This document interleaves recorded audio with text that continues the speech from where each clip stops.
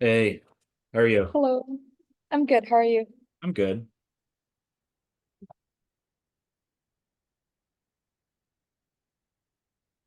So, yeah, we can go over some electrochemistry today. Is there anything else that you noticed when you took that test? Nope, it was normal. It was just harder. Yeah. Yeah, I've heard that the blueprint tests get harder as the further Uh-huh. the number. Yeah. Got it. Okay. And oh yeah, you sent me the questions. Let me see.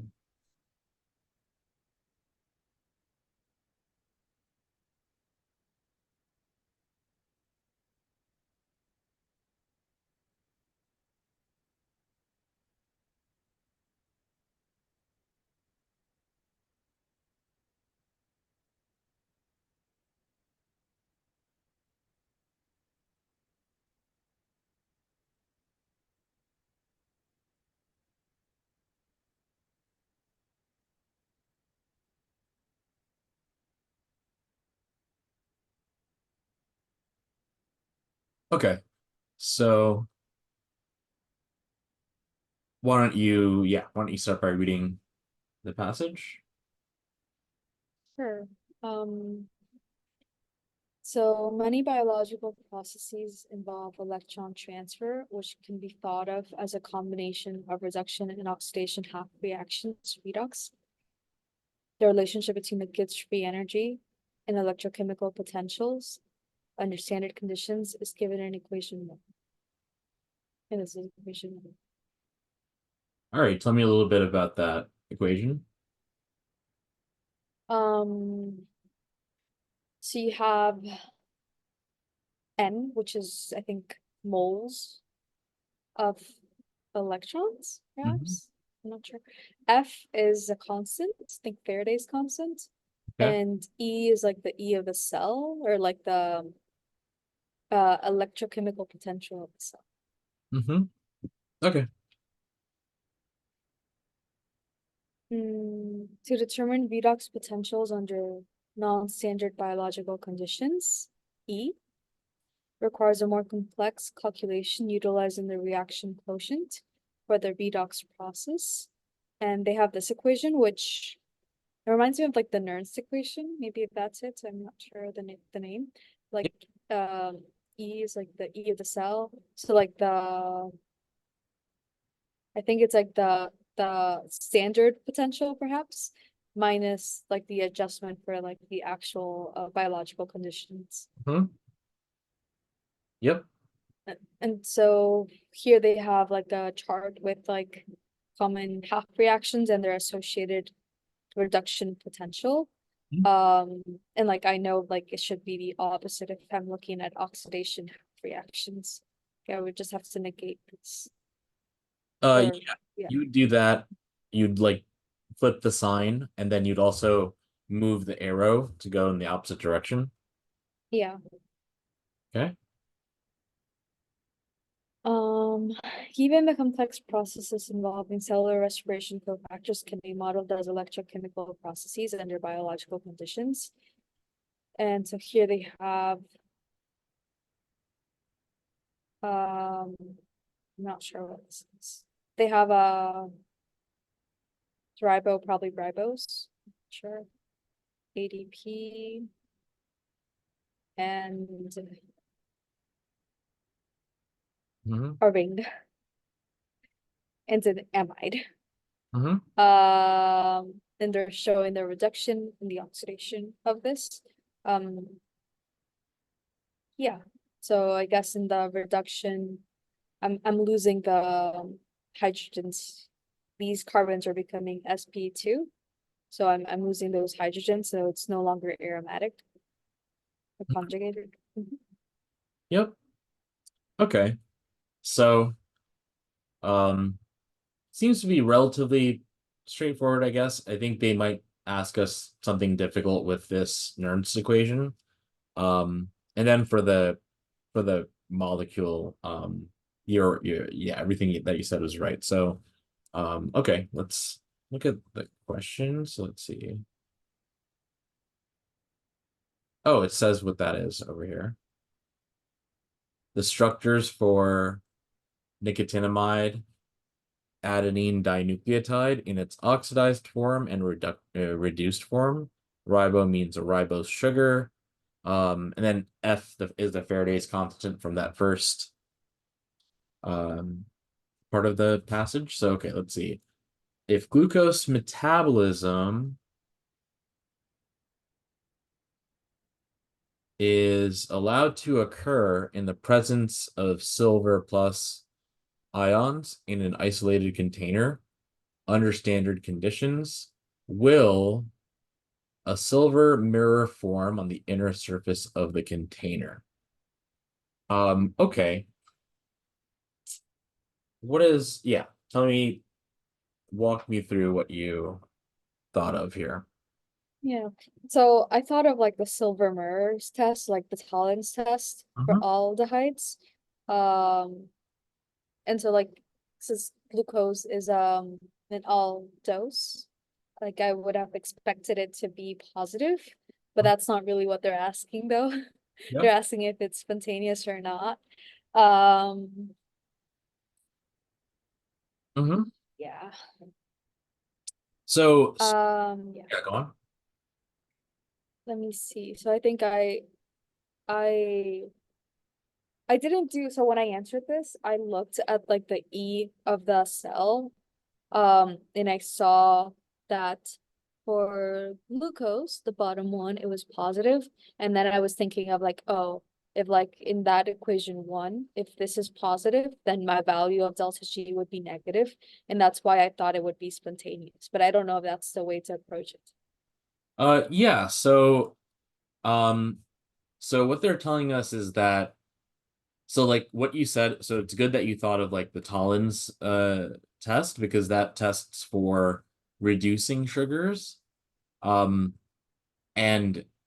if a silver mirror forms, that means that the sugar has reduced something else, but it itself gets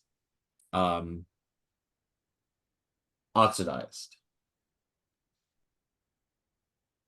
So we're trying to think about, okay, how can we oxidize glucose, right?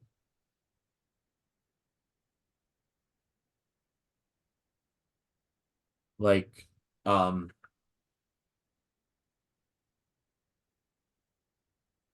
here, let me give an example here.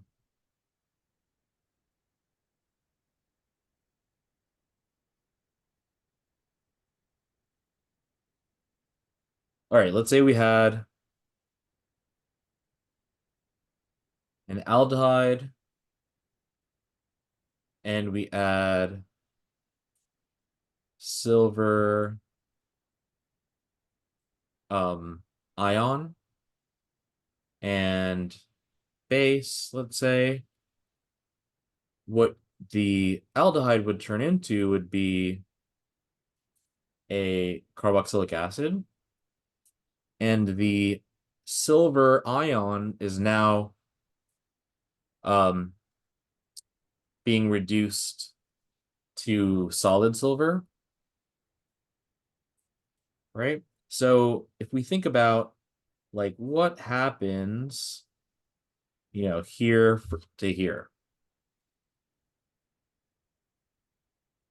Well, it's oxidized. Oxidized, right? So if a reducing sugar reduces other things, and when it reduces other things, it itself gets oxidized, right? So yeah, so this silver mirror forming or not forming depends on whether the glucose gets oxidized or not. So let's think about, okay, what can we do to make it oxidized? So according to the table 1, the breakdown of glucose here seems to have a reduction potential of 0.05. And we also want to look at the one for silver. So the silver here, so I'll just let's see. Yeah, so the reducing for the sugar is plus 80. Now, since the glucose is being oxidized rather than reduced, we flip the sign of this value to give us negative 0.05. And now we have what we need for so the cell is going to be the sum of the reduction and oxidation potentials. So this will just be 0. Whoops. 0.8 plus negative 0.05, which will just be 0.75, right? And it's a positive number, right? So if you take that positive number and you put it in here, you add a negative to it. And if you have a negative delta G, it's spontaneous, right? Yeah. So for this question, I guess okay. When you were doing this question, did you do anything similar to what we did? Well, what I did is that I looked at the one for glucose, but I didn't look at the one for, like I didn't do the calculation. I just said like, oh, E of the cell is positive, so this is gonna be negative and therefore it will be spontaneous. Okay. So that's luck. So good job with that. But yeah, you want to make sure that you realize that redox must involve a pair. Like you can't reduce something without something getting oxidized and vice versa. So you're never going to be really using strictly the reduction potentials that they give you because something has to get oxidized as well. So I still have a question yep. about this, because it's saying that will a silver mirror form? Like that would mean that like isn't silver mirror a test for aldehydes? Like if glucose is oxidized, wouldn't that mean that your silver mirror test would be negative?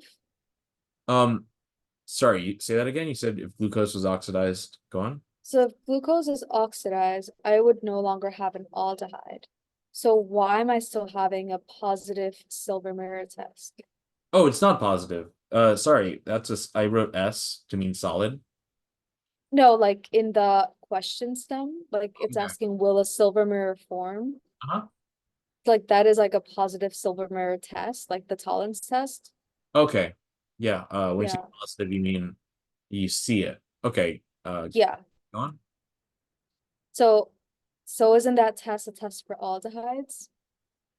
It's a test for it's just a test for reducing sugars. I mean, usually you would see it in the context of like um some type of you know um sugar um like that, and you can see here that this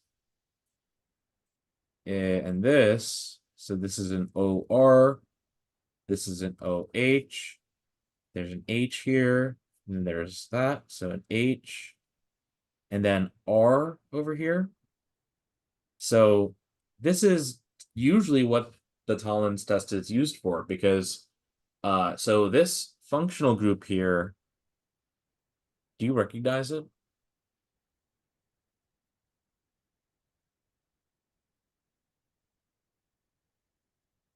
Like the whole thing? Yeah, the functional group, yep. Here, I'll make the H neater. It's a hemi-acetal, Right. Yeah. right? You can also get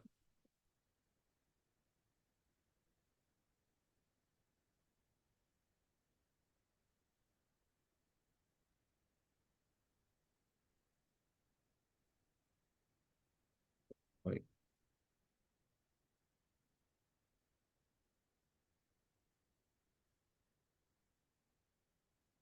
a hemi-ketal.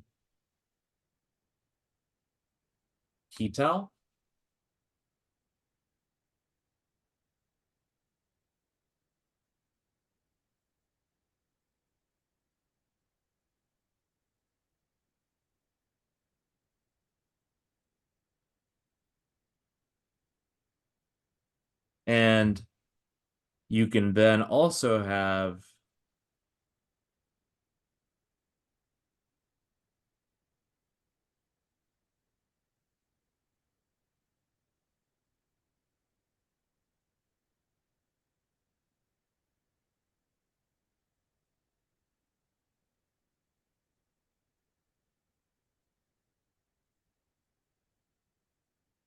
you know what these are? Yeah, like the like it's not hemi. Uh-huh.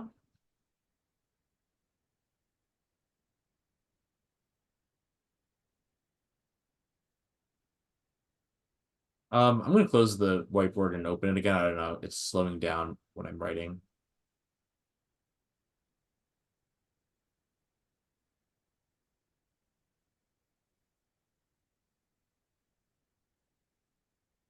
Okay, better. So, okay, so the hemi-acetal and hemi-ketal, these are what you would see on the ends of sugars, right? So when they ask for reducing sugars, what we're looking for is either a hemi-acetal or a hemi-ketal. So it's not just it's a test for it's a test that oxidizes something, and it doesn't have to be an aldehyde. It can be like because you know that like the so like for instance, if we had a double bond alkene and we oxidize that, that turns into an alcohol, which we oxidize into a carbonyl, which can be further oxidized into carboxylic acid, right? So so all it's testing for is the oxidation. Um, and so hemiacetals and hemiketals have hydroxyl groups like alcohols, so they can be reducing. So it's not just aldehydes. It's usually going to be the hemis. And Okay. yeah, and what happens when you attach two um sugars together? The glycosidic linkage. Mm-hmm. Yep. Those will then turn into either acetals or ketals, which are not reducing. So, but if you had a really long chain of, you know, sugars like this, the end chain can be like a hemi, and that portion can be reduced. So, so yeah, so for this question, we just want to consider, you know, because glucose looked something like this. So we just want to see, okay, is this going to be testing positive for the Tollen's test or not? And yep, it will because it can be oxidized.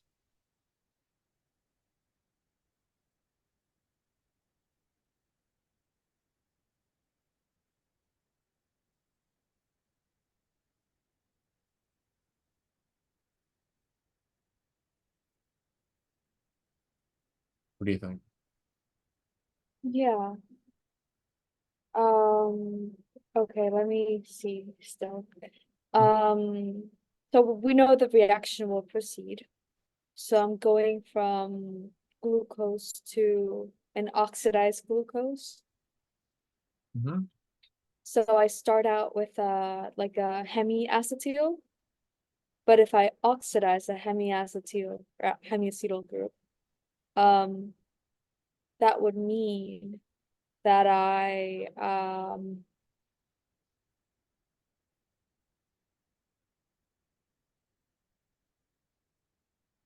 would have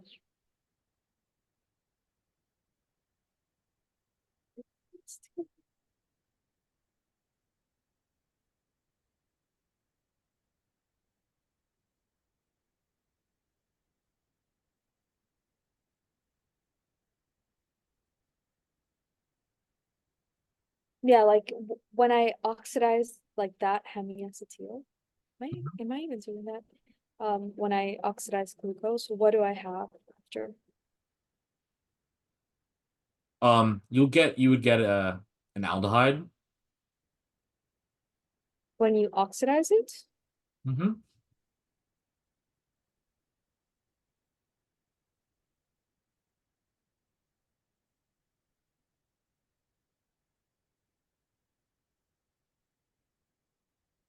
But I'm not seeing it. Here.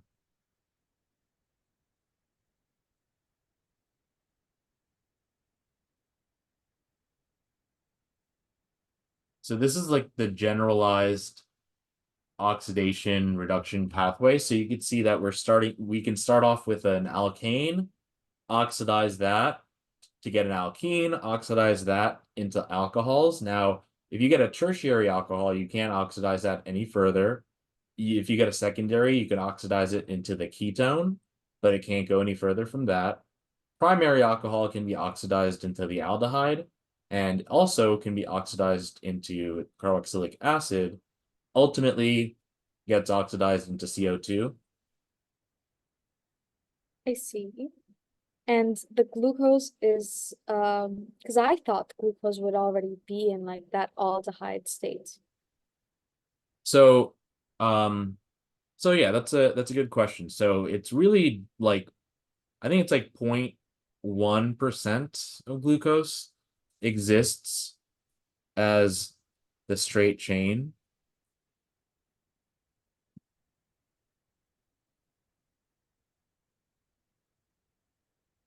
So like when it's in circular form, which I know is like more stable, but like is it not in already in that aldehyde state as well?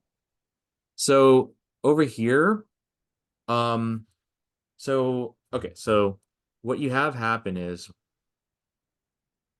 this oxygen nucleophilically attacks that aldehyde carbonyl up there to get you your cyclic molecule. Um, and only like 0.1% exist or glucose exists in this straight chain form. Um, you can have the alpha and beta anomers, which would be um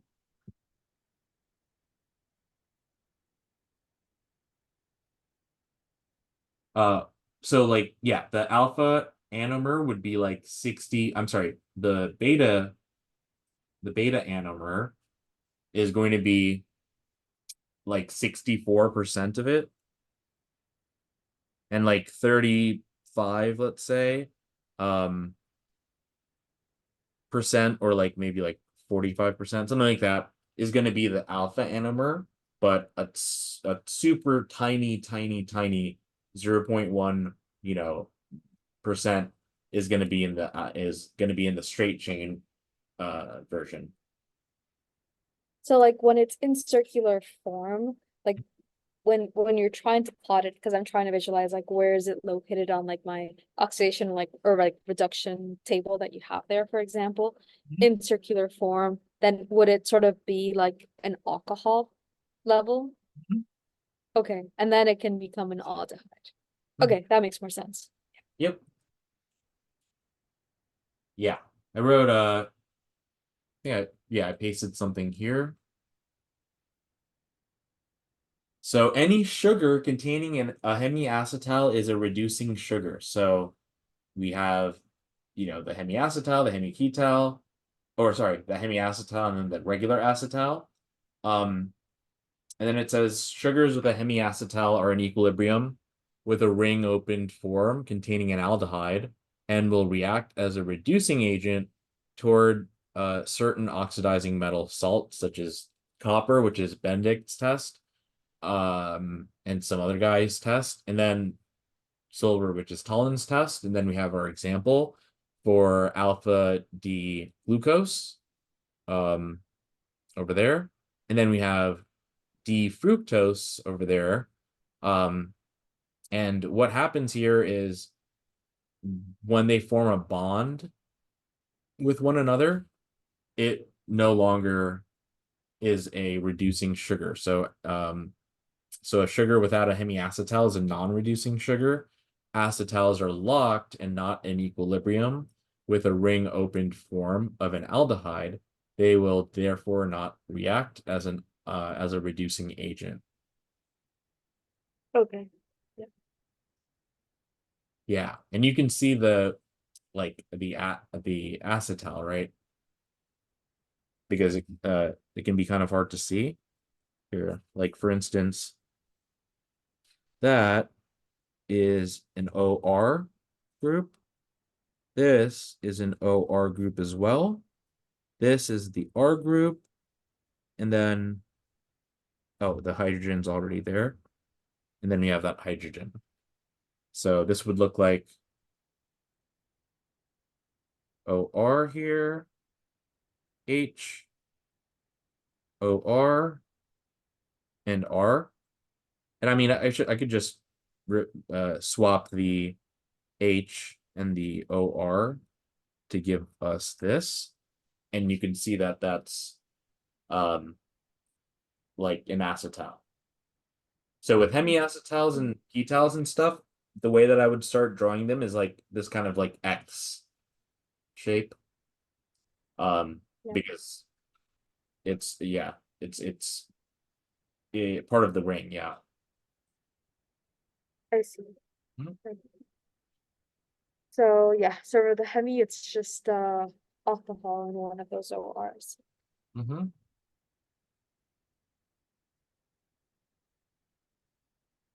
Yeah, okay, makes sense. Yeah. Here's some more stuff about anomers. And yeah, so you probably so like it's like 64% beta, 35 or 36% alpha. And the reason is that the beta, so the alpha has the OH group here, and the rest of the OH groups are equatorial, whereas this OH group is axial, right? Whereas in the beta anomer, all of the hydroxyls are equatorial, which maximizes the distance that they are, thus making it much more stable. So that's why the beta anomer is going to be the more stable one. Okay.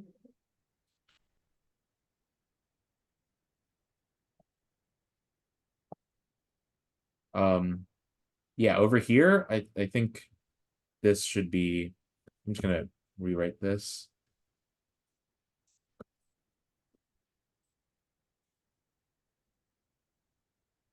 So if it's opposite the sixth one,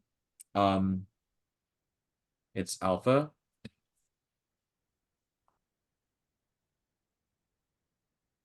And if it's same direction, oops, it'll be beta. But yeah, okay. So did that answer your question about, why this is Yeah, without it being, yeah, okay. yeah, yeah. Mm-hmm.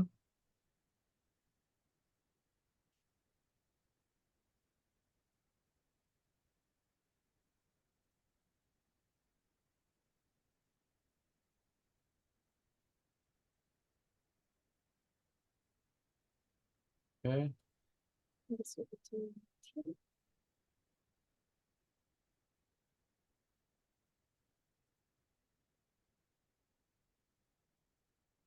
All right.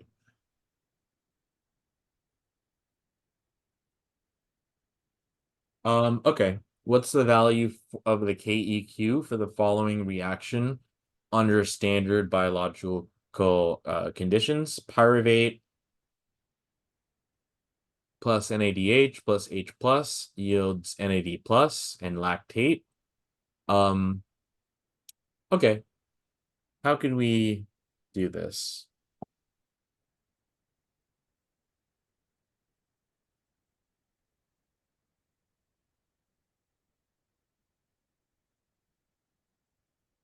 Um, So we equilibrium. so they didn't mention anything in the passage about KEQ. So what what can we do? Um,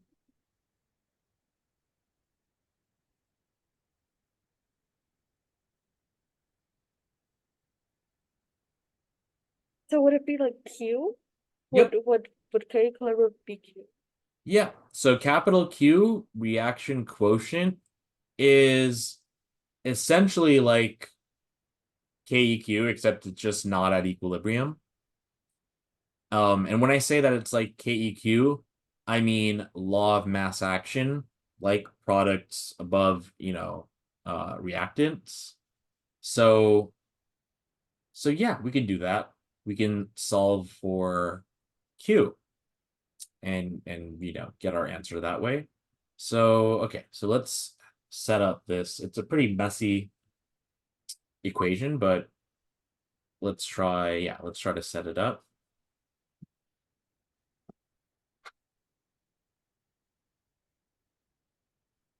So let's see, we have this is equal to that minus 0.06 over n times log of Q.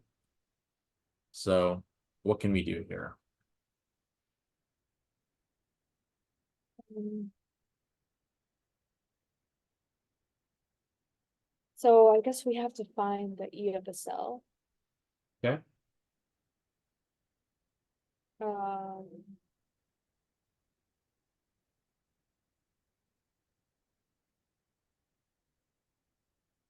um,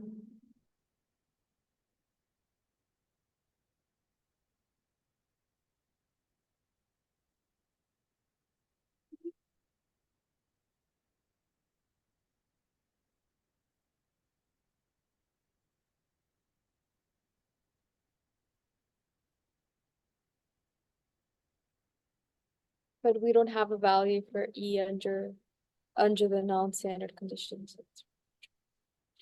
Okay. Um, yeah, So I mean, I'm just trying in my mind to like solve for Q here. Um, so um let's think about what something can be, or let me see how I can say this. Um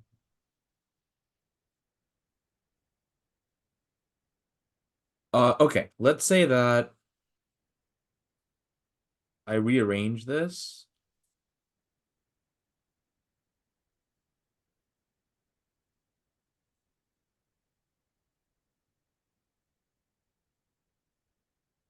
to be something like this. Um that can also, well, actually, I guess what I should ask you is what does it being in equilibrium mean? so it means like your forward is equal to your reverse reaction. Uh-huh. Okay. Um, so let's see. Do you know any relationship with the like, let's see, the electrochemical potential for something that is spontaneous? I know it's the opposite of like delta G conventions. So I think for like if it's positive, it's spontaneous. Positive EMF, I think it's spontaneous, and negative is non-spontaneous. Okay. So think about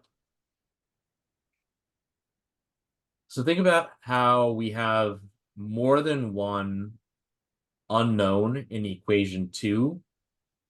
How can we bring that to one unknown?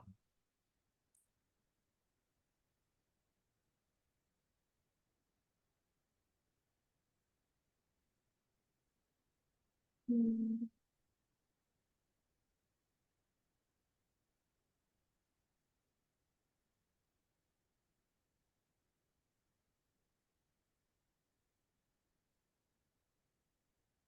Um, I guess we could solve for E of a cell on equation 1, but we still don't have like the standard Gibbs. Um,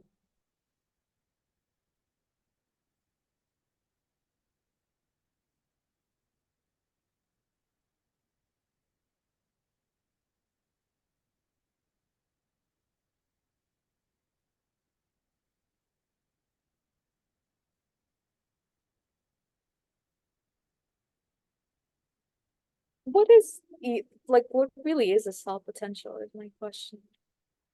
So it's just a measure of the difference in, I guess. So it's a voltage, right? So it's basically the difference in, let's say, um I guess something that gets oxidized and something that gets reduced.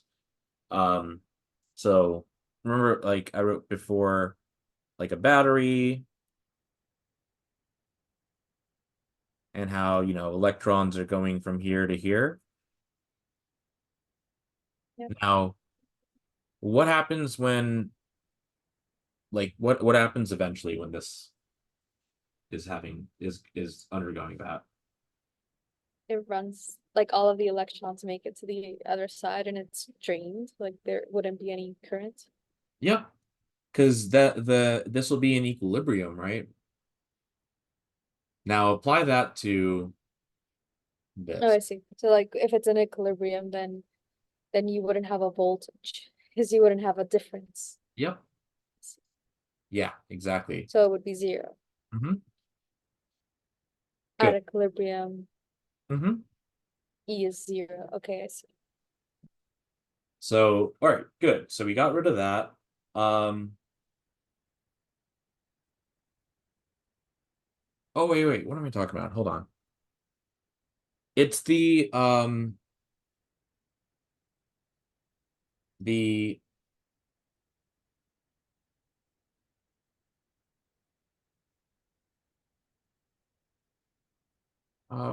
let me see something. We start by finding E naught for this reaction. The oxidation of NADH generates, okay.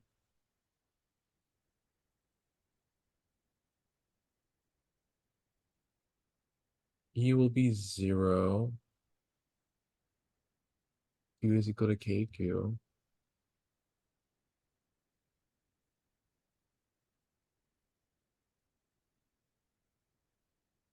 Okay, I'm just gonna go into I'm just gonna do the math part with they're asking for, yeah, pyruvate and NADH. So the pyruvate one, negative 0.19, and the NADH is in the opposite direction, plus 0.32. So this would be point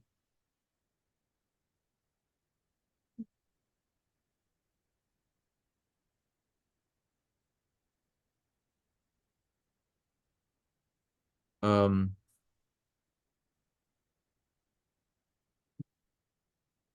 negative point, all right, positive 0.32, and then negative 0.19. Okay.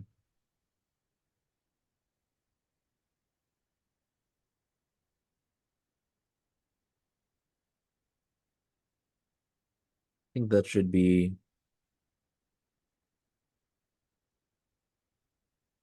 okay. That should be our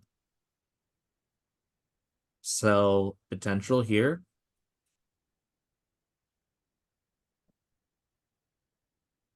So I think that the E that is non-standard is going to be the thing that will be zero at equilibrium. Sorry, could you repeat that? So for this one will be the one that's zero if this is at equilibrium. So, but this one is actually something we can solve for. Yeah. So, okay. So we have, oh, and then what do you think N would be? Like it's like moles of electrons, I think. Mm-hmm. What number do you think that would be? Maybe best not to see the answer. What's up? I'm trying my best to cover the answer. Oh, Pyruvate plus NADH. if you just look at the table 1 only.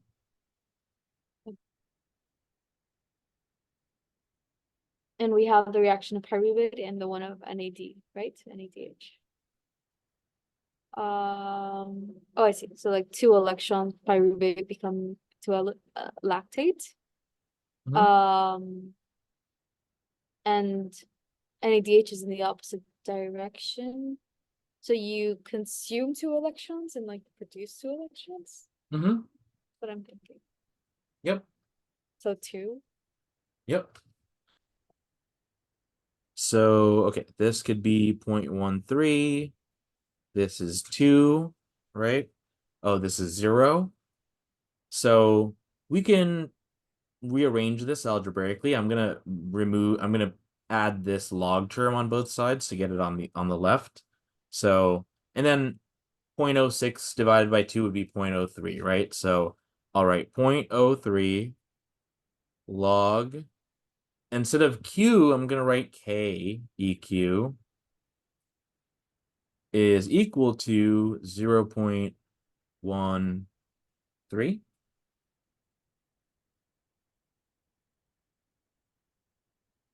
Yeah. And then let's divide both sides by 0.03. Let me move this. Okay. So we get log of KEQ is equal to, it's roughly going to be equal to like 0.12. If it was that, 3 would go into it 6 times. So I would say like 6. Because 0.12, 0.03 goes into this. Oh, wait, 4 times. What am I talking about? Yep. All right, now what do we do? Log of 8 is 4.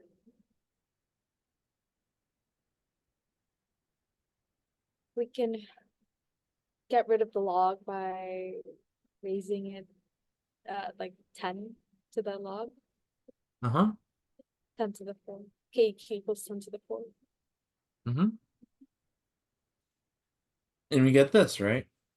Yeah.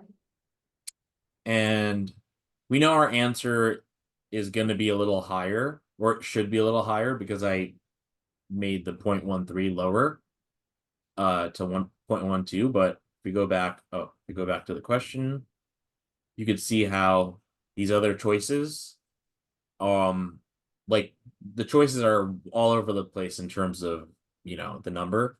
but the closest thing is C with 10 to the fourth power. I see. Yeah, I think the math that they did was also just to make it more confusing.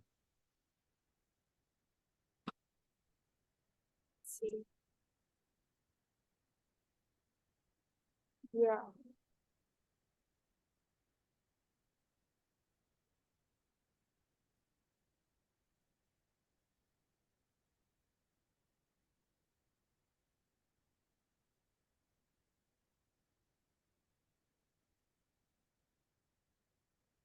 I'm just trying to think of like the basic math. Mhm. Sometimes when I think of like it's a simple division, but my brain is not computing it quickly, like 0.13 over 0.03. Oh yeah. Yeah. Yeah. So yeah, so what would you do there? Um, so I would like rounding it is a good. It should be what I should do, but I guess I would have thought like, oh, how many times can 3 go into 13? Um, and sometimes I get confused with like the decimal points. I see. Yeah. Mm-hmm. Yeah, so you could do like um a couple of things. I guess you can put it in scientific notation. Mhm.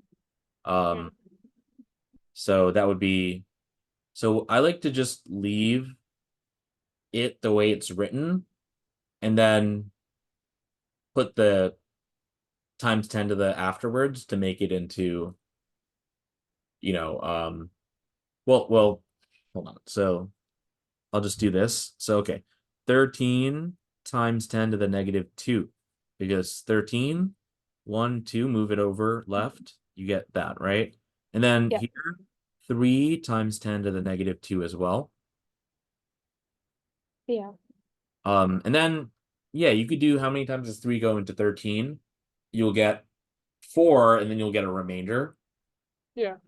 Um, so yeah, you'll still get your answer of 4, but uh don't worry too much about the remainder. But yeah, there's a lot of good. I was actually just looking at some today, like Jack Weston, like um math like questions. Yeah. So if you wanted to get some, some practice in that regard, Yeah. there's always that. You could share it. I can look for it too. It's probably Jack Weston math. Um, yeah, it would be under physics discretes.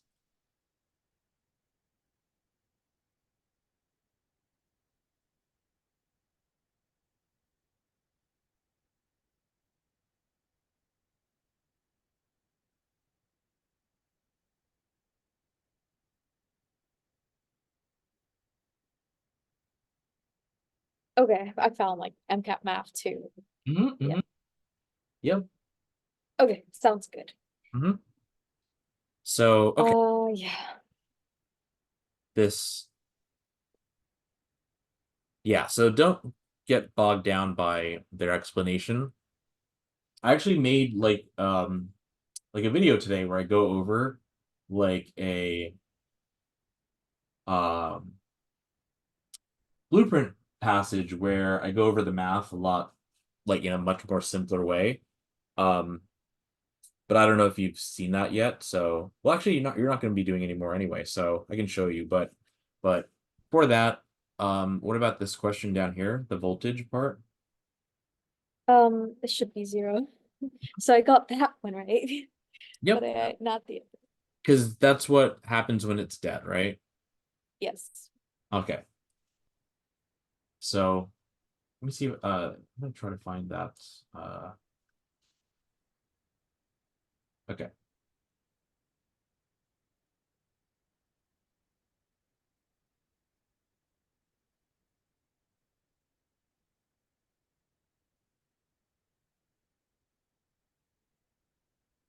Which full length is this passage from? I don't remember, but it's here, and you can see that right away the explanation is super lengthy, and it even starts off saying, whoa, this is a fairly heavy question. It might be one to skip over, mark, and save for later, blah, blah, blah. But let's see. So, and they're using kinematics, but a lot of times I realize that I don't need to use kinematics. I can just use conservation of energy. Okay. So, Let so me see. Let me see if I understand your logic. yep. Suppose a moderately hard surface, such as a hard packed earth described in the passage, is bound to a decelerated person, making a feet first and into a stop.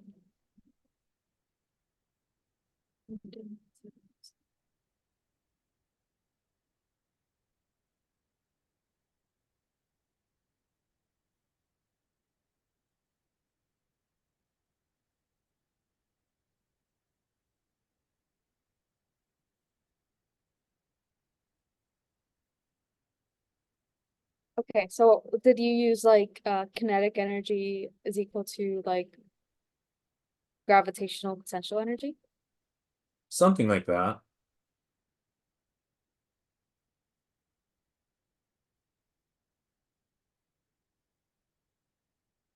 Um,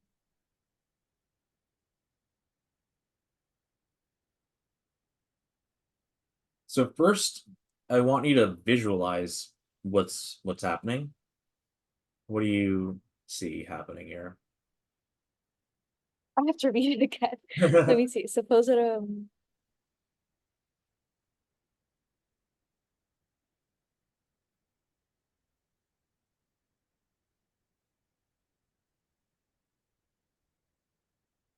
there's So, a person landing on yeah. ground. Mm-hmm, mm-hmm, mm-hmm. Yeah. Oh, I see. So you're gonna have like a force from the ground, like sort of like what I think of like a force up and a force down, sort of like when we have like a cube. So I mean, this is part of a passage, so there's some information that you don't have, but it's essentially someone who's jumping and landing essentially. So, I mean, if the person was jumping, it would be what you're kind of talking about, like you're pushing up against the ground, but this is just a person on the way down. Okay.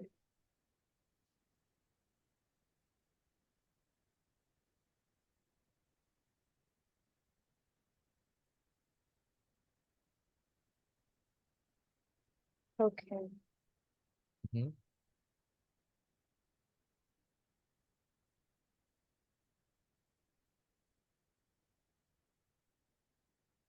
On the way down, shouldn't it all be potential energy? That's all I know.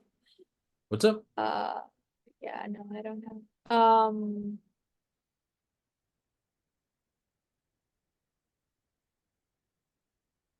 So when they describe the hard surface decelerating, isn't that kind of like friction? What I'm Um, thinking. I mean, whatever it is doesn't really matter, right?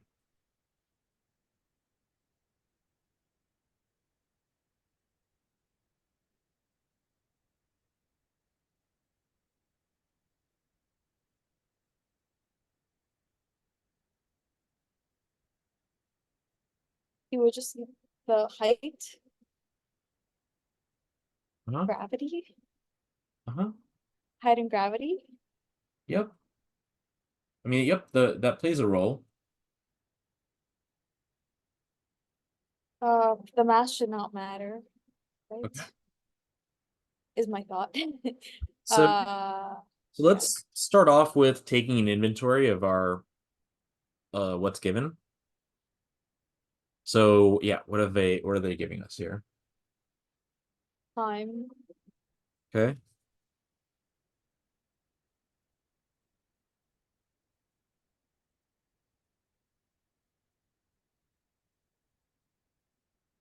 All right. What else? Gravity, so like the acceleration.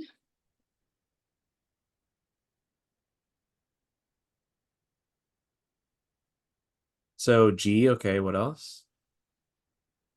And the delta like the change in height, delta x. Okay.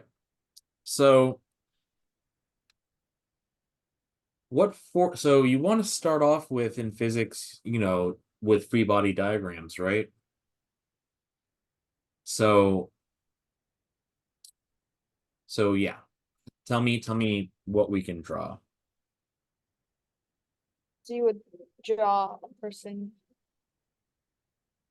hitting the ground, like Okay. uh and so you would draw like a downward arrow Okay. towards like their, yeah, So and to make it a yeah. box to make it simpler, but this is the only force that's acting on it, right? I guess. So, let's imagine this is the person, and then they jump and they reach some height, and then, they come back and they land, right?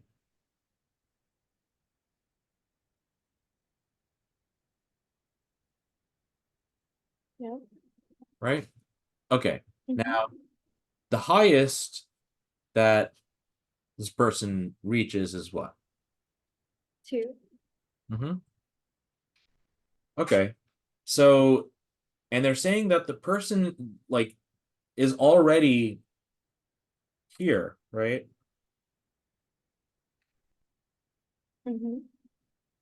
So we're only concerned with a person that's 2 meters above the earth falling and landing on the earth. Okay. So so so this is essentially a projectile. A projectile is something that, you know, could be moving, but it will only be experiencing one force, and that force is the force of gravity. So what we can do is we can calculate um the potential energy of the person at the top of that jump, like at the top of that height of 2 meters, and then just have that person like an object, like a ball, just fall down 2 meters. Okay. Yeah. I What? guess Yep. um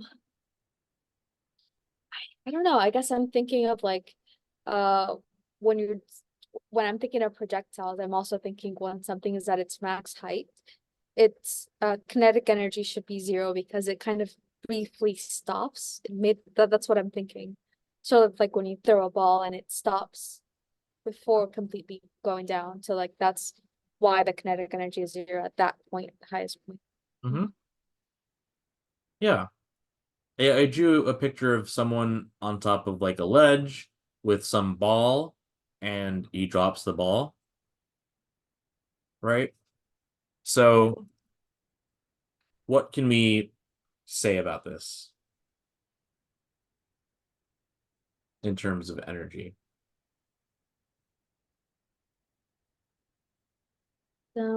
So it should just be the potential energy acting on it, like, right? Uh-huh. With Um, kinetic being zero, right? yes. And And yep. it's zero kind of like when it's like free fall, is that also when it's zero? Like when I've heard of like free fall, is that also like kinetic energy is zero?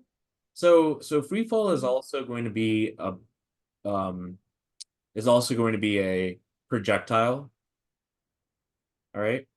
Um, but yeah, you're thinking of the right thing. So okay, so at the top of this ledge, the ball isn't moving yet, so its kinetic energy is zero, but its potential energy is at a max. And as it falls down, what happens? to the potential energy and the kinetic? It's like all of the potential energy becomes kinetic energy. Yep. So that happens as it falls, and like right when it's on the bottom here, the potential energy is 0, but the kinetic energy is at its max, right? Yeah. All right, now what if same height we had a cannon that shoots it, let's say 30 degrees above the horizontal?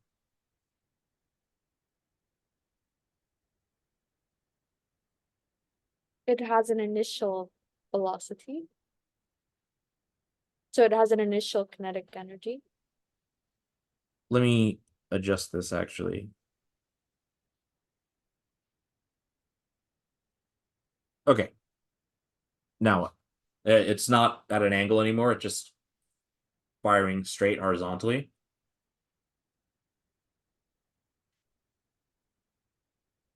Um, So I'll ask this. Let's say that the time it takes for this ball to hit the ground is 5 seconds. When a cannon, let's say, shoots a ball horizontally with at 100 meters per second, how long should it take to hit the ground? but it's shooting it horizontally, not vertically, Okay.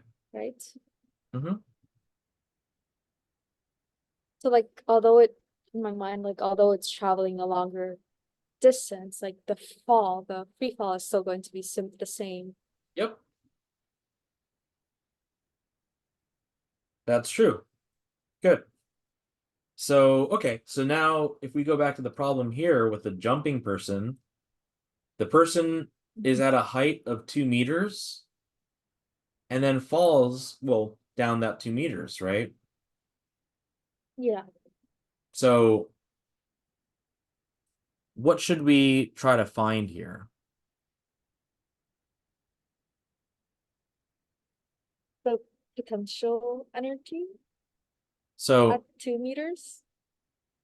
what's up? Oh, so yeah, we have height and we have time, and we're being asked for what? I forgot. No, let me see. Uh, the deceleration. So acceleration, right? Mhm. So we have time. So what else do we need?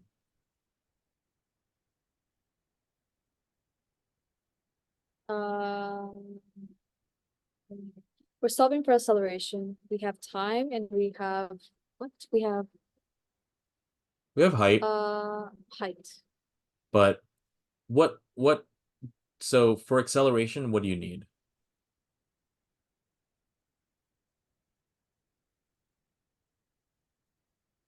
There's the change in So so you like velocity, yes. Mm-hmm. change in velocity over time. Mm-hmm. So your initial velocity would be 0, right? Or no? So yeah. So we know that we're looking for velocity, right? And by velocity we mean just the vertical velocity, right? Okay. Right? Um so this person initial um initial kinetic energy should be what? 0. Mm-hmm. What do you think its initial gravitational potential energy would be? Like the max. So it would be like 2 gravity times mass. And Yeah.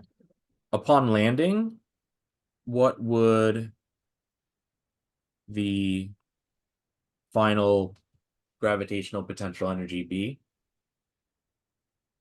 0, and the kinetic energy would just be 1/2 mv squared. Oh, so you don't even need the mass. Uh-huh. So, Yeah. okay, so KF would be max, right? Yes. Yep. And then we can set these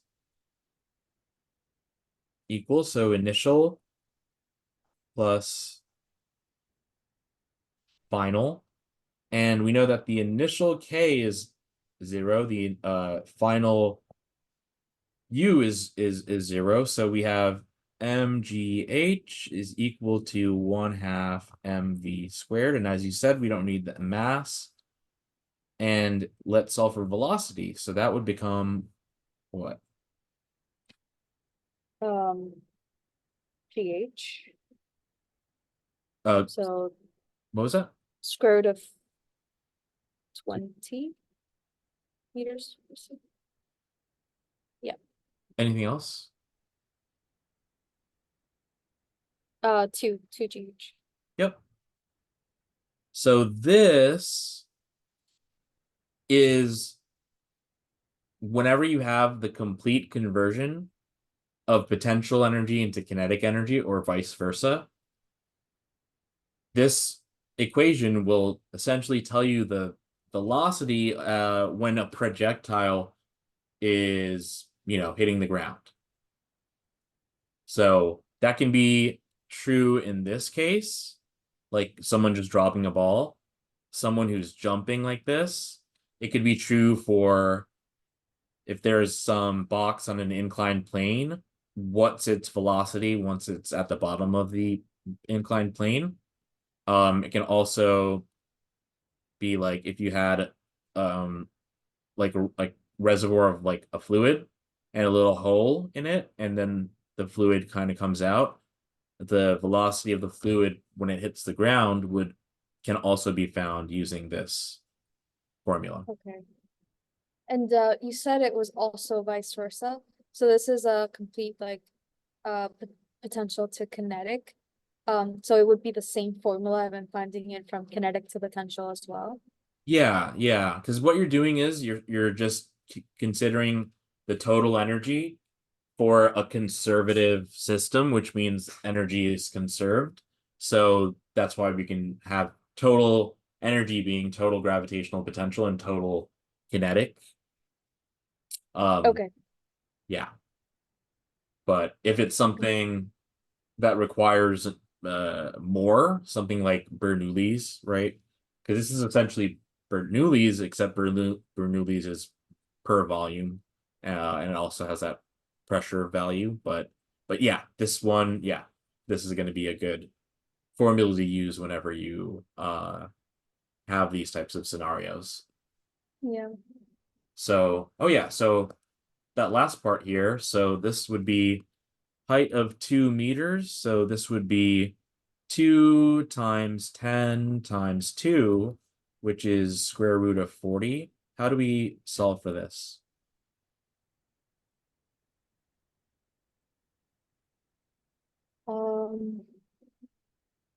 So we can write maybe like 4 times 10 inside, maybe So, that would be, and then try to get so I, or so I know sorry. you like to do that. I think you mentioned something like that before.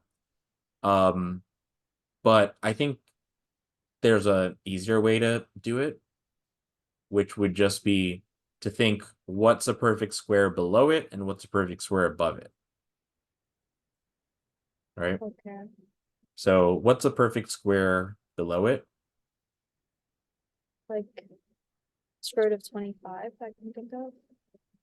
Anything else? 36. Yep. 36, which is a 6. And then what's one above it? 49. So that's 7. So our answer must be between 6 and 7, but it's 4 away from the 6, 9 away from the 7, meaning, sorry, 4 away from the 36, and 9 away from the 47. So it's going to be a little bit less than 6.5. So maybe Okay. like, oops, it's like 6.3 or something. And that's the velocity, right? So meters per second, right? Yeah. Now what do we do? So it would be like the change in velocity over time. So 6.3 divided by the time, which I forgot what was the value. Oh yeah. I just went up to get it. 0.09 seconds. Yep. So 0.09. And my thing isn't working right.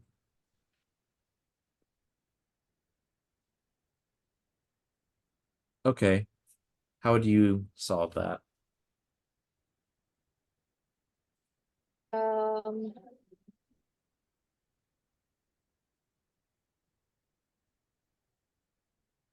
so I could write it in scientific notation. Okay. So like 6.3, I could just keep it like that. Over 9 times 10 to the minus 2. And then I can simplify the 6/9 more into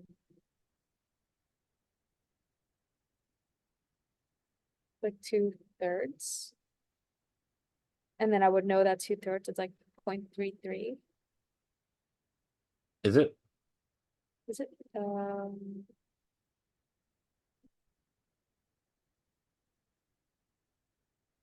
What's 1/3?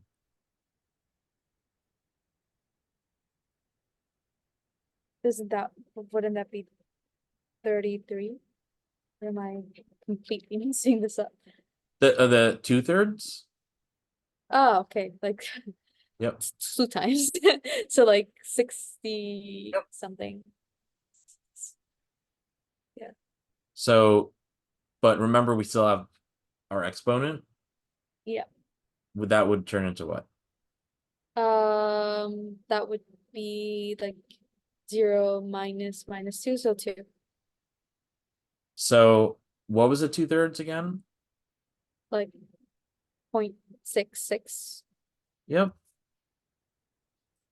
Gives us kind of like 7, right? Yeah. Oh, sorry, 7D. Yeah. Yeah. And the answers we're asking, or the choices we're asking in terms of G. So if G is 10 and our answer is 70, 70 divided by 10 is 7. So 7G is the answer. Yeah. So yeah, this question was, I think, even ranked brutal in terms of difficulty. But yeah, but a lot of times, like I really seldom see, like, you should always know your kinematics equations, of course, but I don't see questions on that as much as I see questions like this where you can solve it with uh conservation of energy. Yeah. Mm-hmm. All right. So, okay, yeah. How do you feel about this stuff now? Feel better, but I feel like it's like one of my weaknesses, like just Which part? physics in general, but like I would say like kinematics. Of like visualizing what's happening and like what forces are acting on it. So I need more practice on that. Yeah, yeah, yeah. Like the reason that I always say to start with the free body diagram is because people think about things like friction force, normal force, drag force, all those things which can make it really confusing. So I always say, like, there's only four forces in the universe, and only two of them you really need to know about, like electrostatic or electromagnetic, and gravitational. Everything else is a consequence of one of those two. So so when you're thinking about in this problem with the person jumping and landing and the friction being the thing that causes him to land, um, we don't really, if you had zero friction, like, the answer will still be the same because he's landing vertically. Whereas if friction played a role, it would be if the person was like kind of like screeching, or what's the word, like kind of, yeah. What is it called again? I have no idea. I don't know if that's a word. I said Yeah. scooting. Yeah, it's whatever that word is, because that's in the X dimension, and we know that when we're talking about projectiles, we're talking about the Y direction. So, so if this person jumped and landed on ice, like that person will be slipping like after he falls because there's low friction for ice. But the answer won't be different because the person is still decelerating the same amount from 2 meters on to the ground. So yeah. So, and you just said like just about like the physics stuff that you don't feel that comfortable about. You could do some of those math questions for Jack Weston, practice that. Um, and yeah. And I know you mentioned about electrochemistry today, but most of these questions were more so about some other stuff. But yeah, the Nernst equation can be pretty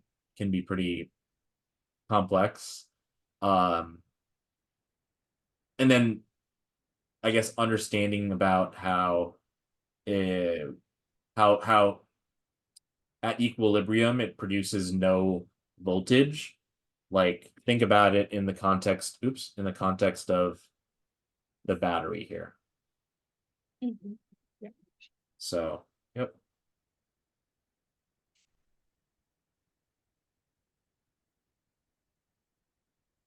Yeah. Okay. Sounds good. Yep. Yeah, I Mm-hmm. will be reviewing the biochem section of this test tomorrow morning. And I I guess we could do probably like I'll send you probably a biochem topic tomorrow.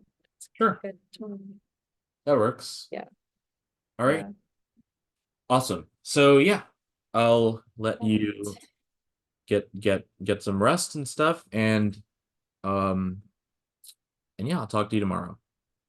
Okay, sounds good. All right, take care. And wait, let me export this Oh first. yeah. Mm-hmm.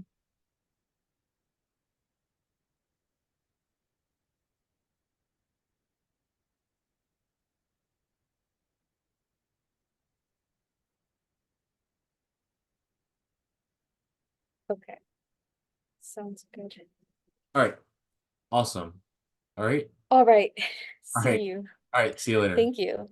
Yeah. Bye.